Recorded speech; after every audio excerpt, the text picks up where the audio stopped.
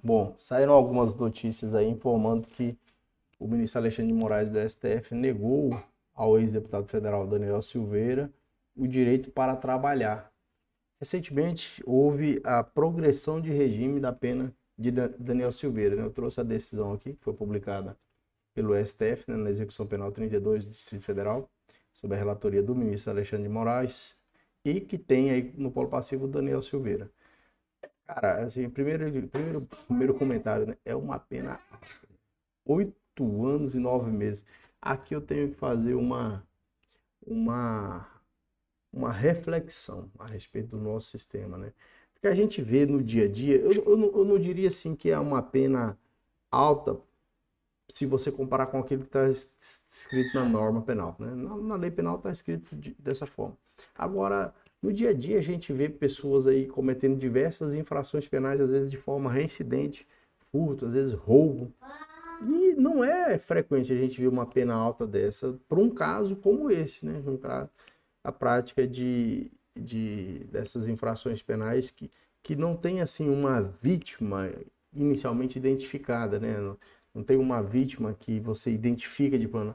Talvez porque seja algo que fuja um pouco daquilo que a gente está acostumado no cenário de repressão criminal, que é os crimes patrimoniais, os crimes de violência e tal.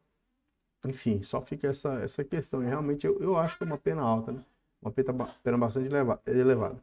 Aí tal, ele teve requerendo a sua progressão de regime, e aí por fim foi admitida. Aqui é o final da decisão, a gente vê, ó, diante do esforço, então, com base na legislação, né? Só, após o requerimento reeducando para obtenção da progressão de regime, com a demonstração do cumprimento dos requisitos objetivos, o Ministério Público Federal manifestou-se pela necessidade de submetê-lo a exame criminológico, bem como que apresente certidão emitida pelo estabelecimento prisional, atestando o seu bom comportamento, aqui está bem, né? Mas bom comportamento carcerário.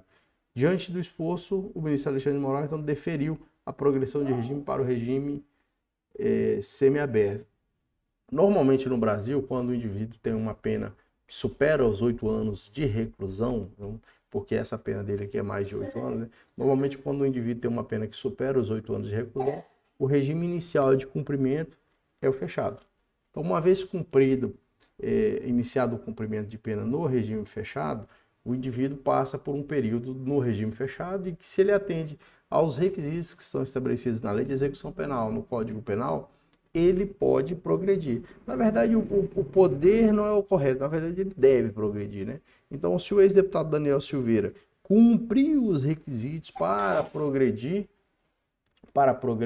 né? Se cumpre os requisitos estabelecidos na legislação para progredir, então ele vai alcançar esse direito, e esse é considerado o direito subjetivo, no sentido de que tem que ser conferido a ele. Aqui tá na própria decisão aqui, mas o 112 da Lei de Execução Penal diz o seguinte, olha, a pena privativa de liberdade será executada em forma progressiva, com a transferência para o regime menos rigoroso, a ser determinada pelo juiz quando o preso tiver cumprido pelo menos 16%, se o apenado for primário, tiver cometido sem violência pessoa grave ameaça, 20%, 25% se o apenado for primário e o crime tiver sido cometido com violência ou grave ameaça à pessoa. Então, você tem esses percentuais que, uma vez preenchido o percentual estabelecido pela lei, aí o indivíduo cumpre um dos requisitos, né? Cumpre um dos requisitos.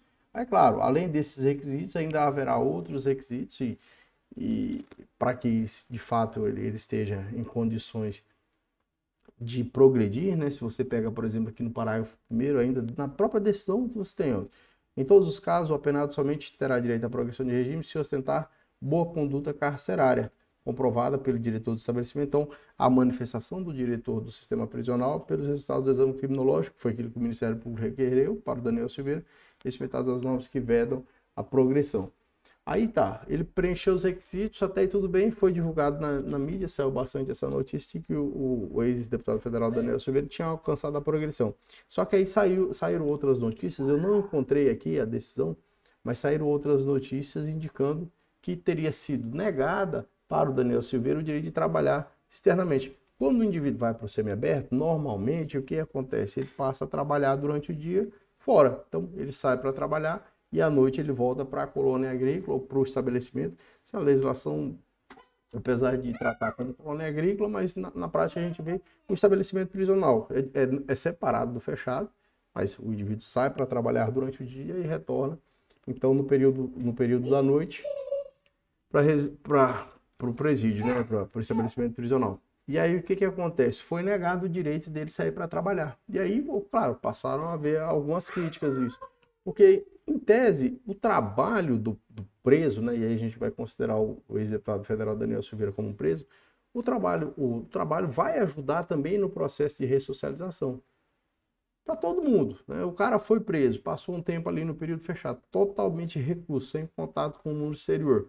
Aí ele vai para o regime semiaberto. O trabalho dentro desse cenário do regime semiaberto é algo muito importante, né? É importante porque o indivíduo vai passando a ter contato com outras pessoas, vai se introduzindo novamente, né? Porque essa é a ideia da ressocialização, é reintroduzir o indivíduo de forma fracionada, de forma devagar, à sociedade como um todo. Então o trabalho é excepcional. Claro, na criminalidade do dia a dia que a gente vê por aí, ninguém oferece trabalho para o preso, né? Na maioria dos casos, por exemplo, as pessoas que estão presas por crimes patrimoniais, a pessoa que está com roubo, furto, né, estelionato, a pessoa que está presa por crimes que envolvem a violência, a liberdade sexual, a liberdade individual, pessoas que estão presas por homicídio, por tráfico de drogas, dificilmente essas pessoas têm oportunidade para trabalhar, né? Isso é uma realidade. Agora, é claro, se tratando do ex-deputado federal, com certeza foi oferecido para ele a oportunidade de trabalho, né? E é justamente essa uma das críticas que tem sido feitas, porque, poxa, se for ofertado o trabalho, se o trabalho é lícito, se o indivíduo está no regime semiaberto, não faria sentido negar, né? Aí realmente eu acredito que seja um ponto de refletir e eu particularmente, né, eu não concordo. Eu acho que objetivamente, o indivíduo foi condenado pela prática de crime, acometeu o crime, foi condenado, cumpriu o período, progrediu para o semiaberto, está na hora de trabalhar. Não se pode impedir, né? Não se pode impedir que o indivíduo desenvolva o seu trabalho, porque isso está em consonância com a legislação. Então, aqui, o que a gente sempre defende no canal aqui? A aplicação da legislação.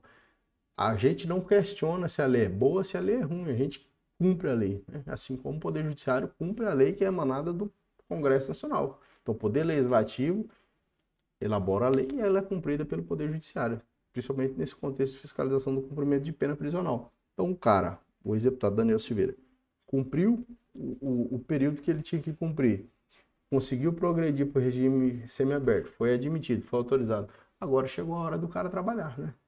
Não vejo com bons olhos esses obstáculos ao ex-deputado. Ah, mas o ex-deputado falou isso, falou aquilo. Tem que ser objetivo, né? A legislação não é isso. Assim como trata do pobre, do rico, tem que buscar essa objetivação. A legislação tem que ser aplicada de igual forma para todos, né? Isso sim é um contexto de um país que não se submete à anarquia, não se submete a, a uma aristocracia, mas na verdade cumpre a lei de igual forma para todas as pessoas, né? Somente assim a gente consegue melhorar a nossa sociedade, como ela precisa de fato ser melhorada. Queria saber a sua opinião, o que é que você acha sobre isso? Você acha que a pena foi pesada? Você acha que a pena foi grande, né? Essa pena de 8 anos aqui é um negócio assim, que até salta aos nossos olhos, porque foge aquela coisa da criminalidade do dia a dia, né? Queria que você deixasse a sua opinião aí, se você quiser fazer algum comentário aí, pode lançar aí no campo dos comentários, tá bom? Se inscreve no canal, deixa o seu like e a gente se vê no próximo vídeo. Tamo junto.